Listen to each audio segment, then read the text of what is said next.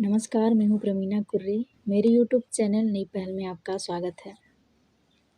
आज मैं बताने वाली हूँ रविंद्रनाथ टैगोर की कहानी समाज का शिकार। मैं जिस युग का वर्णन करता हूँ उसका न आदि है न अंत। वह एक बादशाह का बेटा था और उसका मोहल्लों में लालन पालन हुआ था, किंतु उसे किसी के शासन में रहना स्वीकार न था। इसलिए उसने राजमहलों को तिजांदली देकर जंगलों की राह ली। उस समय देश भर में 7 शासक थे। वह 7 शासकों में बाहर निकल गया और ऐसे स्थान पर जा पहुंचा जहां किसी का राज्य न था। आखिर शाहजादे ने देश को क्यों छोड़ा? इसका कारण स्पष्ट है कि कुएं का पानी अपनी गहराई पर संतुष्ट है। नदी का जल तटों की जंजीरों में जकड़ा हुआ है, किंतु जो पानी पहाड़ की चोटी पर है उसे हमारे सिरों पर मंडराने वाले बादलों में बंदी नहीं बनाया जा सकता। शाहजादा भी ऊंचाई पर था और यह कल्पना भी नहीं किया जा सकता कि वह इतना विलासी जीवन छोड़कर जंगलों, पहाड़ों और मैदानों की दृढ़ता से सामना करेगा। इस पर भी बहादुर शाहजादा भयावने जंगल को देखकर भयभीत न हुआ।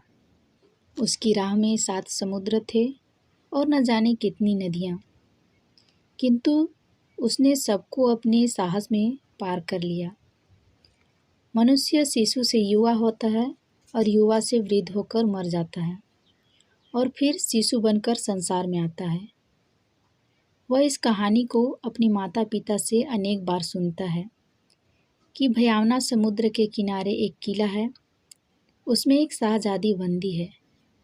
उसे मुक्त कराने के लिए एक शाहजादा जाता है।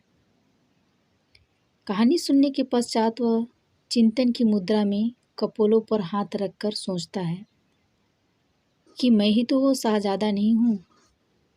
जिन्नों की द्वीप की दशा देखकर उसके हृदय में विचार उत्पन्न हुआ कि मुझे एक दिन शाहजादी को बंदीगृह से मुक्ति दिलाने के लिए उस द्वीप की प्रस्थान करना पड़ेगा।